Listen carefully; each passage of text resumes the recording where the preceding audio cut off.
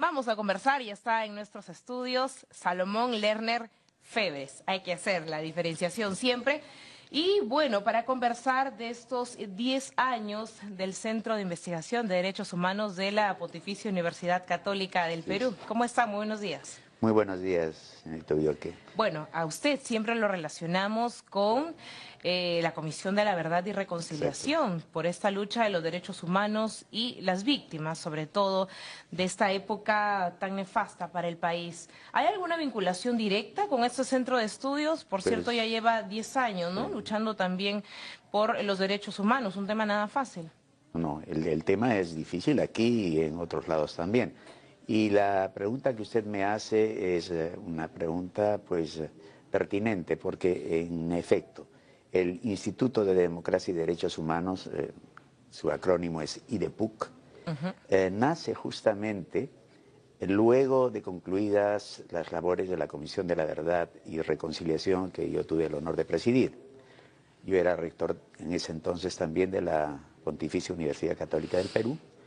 Y pues me percaté que si bien el tema de los derechos humanos se estudiaba en mi universidad y probablemente en otras universidades de modo transversal, no había ninguna organización que se dedicara de una manera pues intensa y directa a estudiarlos, a promoverlos y a difundir qué son ellos y cómo deben ejercerse, puesto que, en fin, ya la historia nos había pasado una especie de jalada de orejas sobre el tema, y entendíamos que era fundamental la educación para que nuestro país pudiera llamarse realmente un país civilizado. Pero esta es la realidad más cruel, la que hemos vivido con el terrorismo. Pero si hablamos de derechos humanos, en realidad implica todo, en términos muy sencillos. Obviamente. Por ejemplo, el derecho que tiene un ciudadano a salir a la calle con total tranquilidad, sin ser violentado, sin ser asaltado. Así es. La tranquilidad de un ciudadano de elegir libremente y de que sus bienes estén bien administrados, de que su dinero tenga una buena retribución en el crecimiento social. Claro. Y como esos ejemplos podemos dar muchos.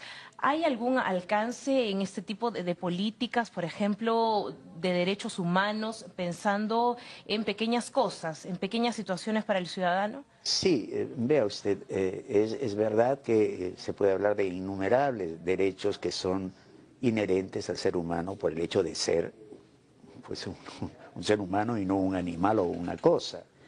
Pero hay determinadas jerarquías, le diría yo, determinados derechos que son fundamentales y que comprenden a otros derechos. Por ejemplo, el derecho a la vida. Usted, todo aquello que me ha mencionado, si es que no es respetado el derecho a la vida por parte de la sociedad frente a un ser humano, todos los demás derechos se caen. El derecho a la dignidad. El derecho a la libertad comprende todo aquello que usted señalaba. Libertad de pensamiento, obviamente, libertad de expresión, libertad de empresa, con los límites correspondientes, evidentemente, porque quien habla de derechos habla también de deberes. Así es. Todo eso socialmente se concentra en un término que de pronto usamos mucho y comprendemos poco, que es la ciudadanía.